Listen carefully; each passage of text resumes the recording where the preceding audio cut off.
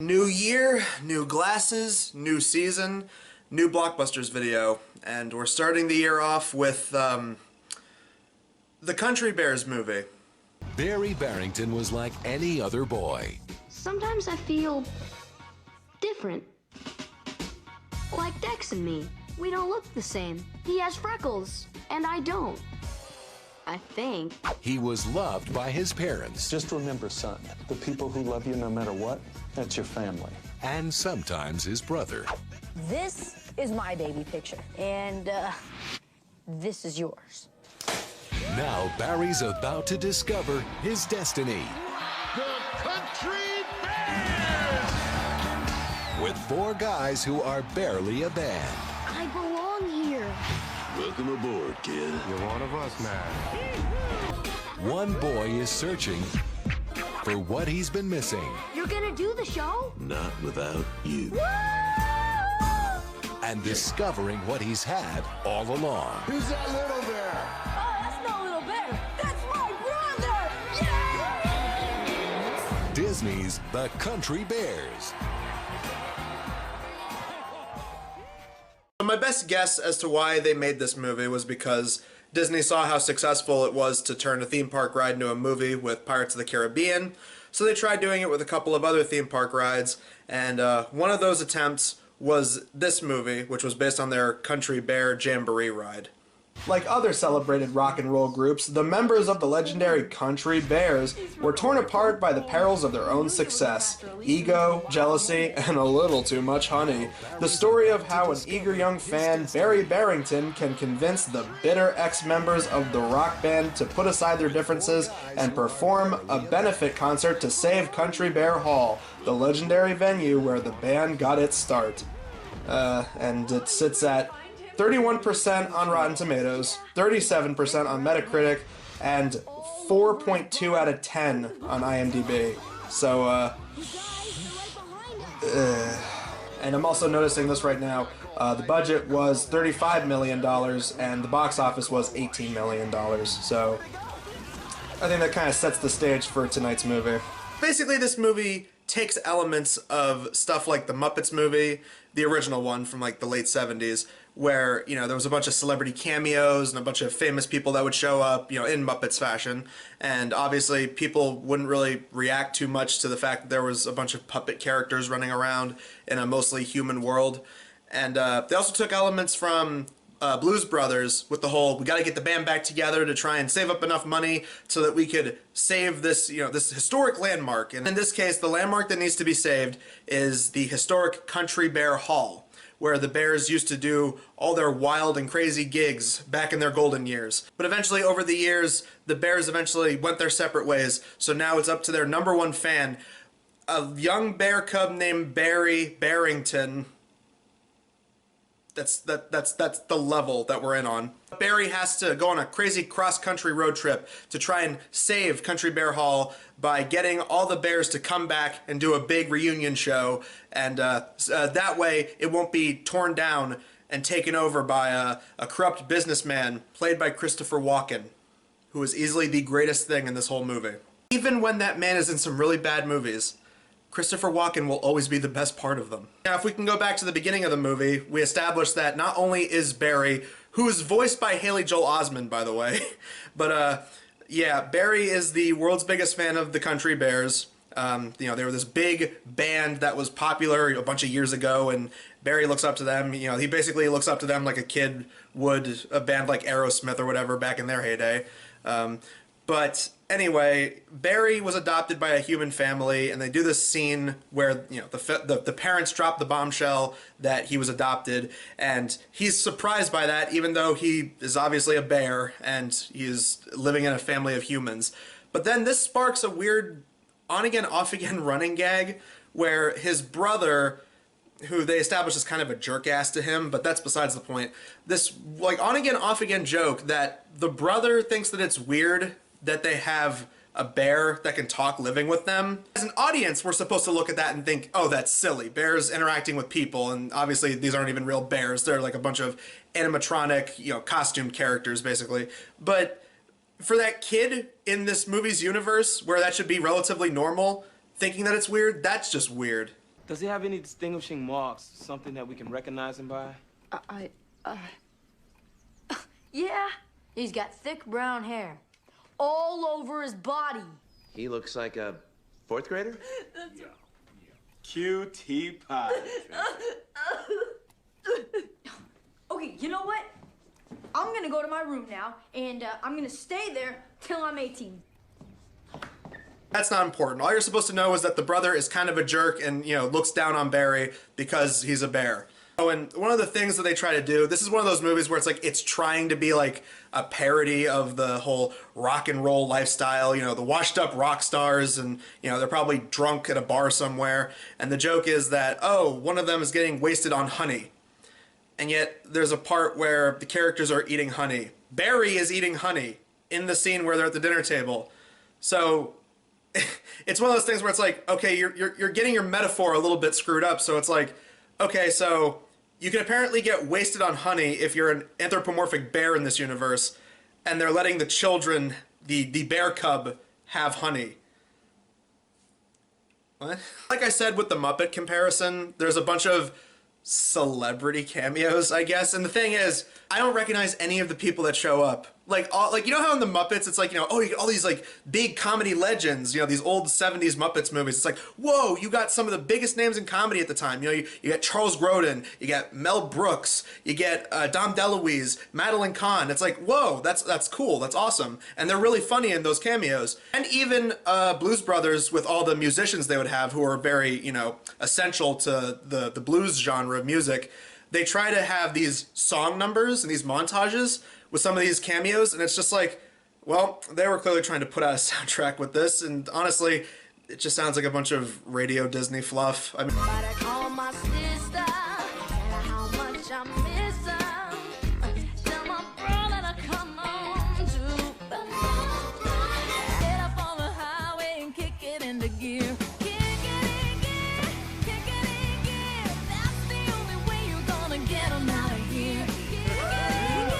music in this movie, when it gets to, like, you know, these guest songs, like these guest artists doing their own songs, a lot of it's just kind of bland and generic. But then every so often you get some really awesome cameos. I mean, you got Brian Setzer in there, and it's like, oh, okay.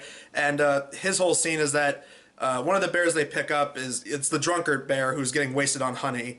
And he eventually they get into a duel on stage. You know, one has a fiddle and one has a guitar, and it's one of those things where, you know, the bear does badly at first, and then by the second half of the song, he does really great, and now he wins the duel. I'm hereby challenging you to a duel between my guitar and your fiddle. You fussy fool! Really gotta love contrivances in movies like that, where it's like, oh, you know, realistically speaking, this person was going to fail, but then ingenuity kicked in, and all of a sudden, yeah, they won. A lot of this movie is just kind of going from each of the bears and seeing like what they're doing with their lives. Like, one of them's like, he broke up with his girlfriend, who was also part of the band, and she's now working as a lounge singer. And then eventually they get back together, so then they go with them to try and get the band back together. It's just a bunch of stuff like that. Somebody's working in a restaurant, and like at one point, one of the girls that's working there is like, oh, yeah, you were part of the Country Bears. I used to listen to you when I was growing up. All of this eventually comes to a head when they get to the final bear they have to round up, who is now working at a persnickety posh country club. And of course they come in like a bunch of riffraff, and they're just, you know, shooting the shit, and, you know, you got the snooty people off to the side going, ooh, what a bunch of ruffians, and, you know, but then there's, you know, some of the cool older people who are, you know, shooting the breeze with them. The bear said, you gonna kill that before you eat it? Guys. You. Out. What? Come on now. I did. The bear working at the country club, he ain't having it. He doesn't want to go back to the rock and roll lifestyle. Basically, this is what results in the third act falling out, because he says, like, you know, I'm not coming back to the Country Bears, and I don't care if they tear down Country Bear Hall. And so, of course, this breaks Barry's heart, and he just runs all the way home. Very quickly, surprisingly, through the power of Disney montage. That's another thing I gotta bring up, because Barry basically runs away when he finds out that he's adopted, and he wants to try and go to Country Bear Hall, and, you know, that's basically what gets this whole, you know, story in motion, basically. But they establish that the parents have these two bumbling cop characters chasing after them to try and make sure that, you know, Barry is okay. But honestly, yeah, they're just really lame-ass comic relief. They show up a couple times throughout the movie, and it's just like and I recognize them. One of them's from Galaxy Quest, and one of them was from Office Space.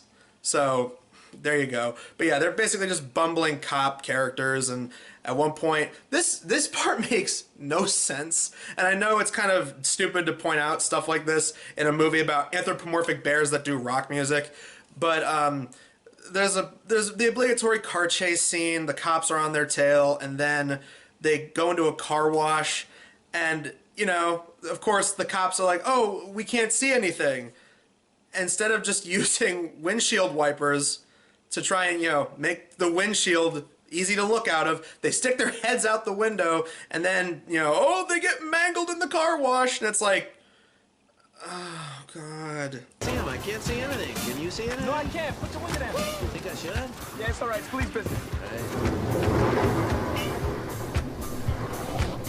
You see him yet? Oh, Jake! Jake, you okay? I'm not bullshitting here when I say that Christopher Walken is easily the best thing in this movie. Christopher Walken, I mean, just based on a lot of his mannerisms, you know, even, like I said, even when he's in shitty movies, he's usually the funniest, or at least the most entertaining part of them.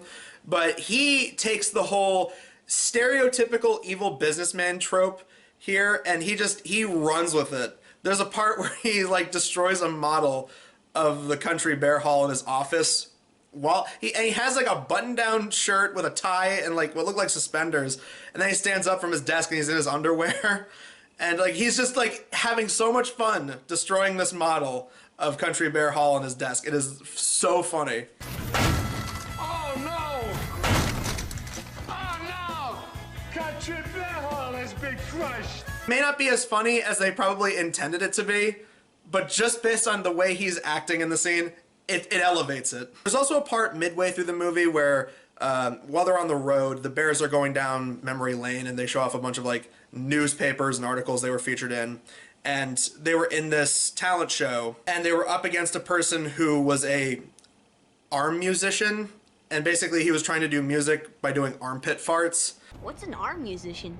Oh, that's Benny Bogswaggle. He was real talented.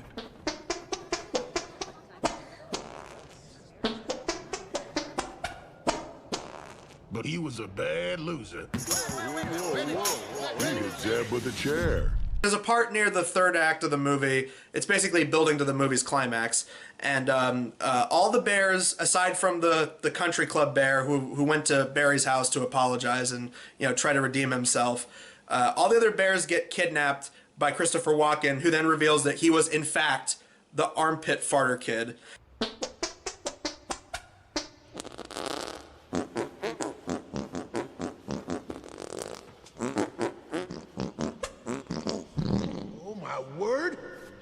Benny Bogswaggle, the armpit farter. And again, this line delivery. Since that day, I'm plotting my revenge, waiting for the day I destroy the place that brought me misery. Well, that day is tonight. Is easily the best line delivery in this entire movie, next to a part that I'll get to later. Eventually, Barry, the family, and the country club bear, they end up getting all the other bears out. They go to Country Bear Hall. It's empty. There's, you know, no people showed up, even though they were trying to spread the word that they were going to have a concert. And then they get inside the concert hall, and there's just, you know, tons of people there, and they got tons of money to save Country Bear Hall from being torn down. And then Christopher Walken is hauled away by the audience. And here we go, second best line delivery. This is not over. Yes! And so the movie ends on one more song number, and yeah, this was a movie that happened, all right. The thing is this a bad movie? Yes. It's a very dumb movie. Is it one of the worst movies I've ever seen? Not really. Is it one of the worst Disney movies ever? I think that's up for debate. Everybody can pick and choose what they think their worst Disney movie is. Some people will say that they hate the live-action Disney remakes. Some people could say that they think Disney's, like, 50s era was their worst. You know, after Walt Disney passed away, we got a bunch of like really generic crap from that period. You know, they could say like the late 2000s animated Disney movies before they started getting it right. You know, like shortly before 2010, there was like this like little slew of terrible animated movies that Disney put out. And like I said, yeah, everybody could pick and choose what their least favorite era of Disney movies are. I would personally say that I don't think this is the worst Disney movie ever. Like I said, I laughed at Christopher Walken's scenes. The majority of this movie is just kind of like, all right, well, this is stupid. Like I wasn't angry while watching this movie. I was just like, all right, well, this was a movie that killed time, and I guess like it feels like the kind of movie like in an hour from now, I'm not gonna remember a whole lot from it aside from the Walken memes. It seems like in a weird way they wanted this movie to be good. They really tried in certain areas, but it doesn't stop the fact that a lot of the writing and just like how silly it all is and how like over the top it is. And that was one of the biggest problems with a lot of these like early 2000s and mid 2000s live action Disney movies were. And some live action Disney movies have silly premises, but they have a charm to them. Like the original Tim Allen Santa Claus movie. It's a silly idea, but it runs with it. It has a good flow to it. It actually feels like a movie. This just kind of feels like somebody at Disney was sitting there going, all right, well, what can we make a movie out of? Well, Pirates did well. Let's try and make another movie based on a theme park ride. All right, what do we got? Country Bear Hall? Fuck it. Yeah, sure, why not? Don't you worry. We're not done with theme park-based movies just yet, because next time we're going to be looking at Disney's Haunted Mansion movie starring Eddie Murphy. And considering one of the last Eddie Murphy movies I had to sit through for this show was Pluto Nash, I'm just excited as hell for that, so look forward to that next time. Until then, guys, I'm Adam Sykes of the Blockbusters Show, and we will see you guys in the next video. I'm just still thinking about him being hauled away by all those people. This is not over! Bears! It's like a weird, like, millisecond pause. Makes it seem like it's not even like, I don't know. It's like it's supposed to be, this is not over, period, bears, exclamation point. Instead of, this is not over, comma, bears.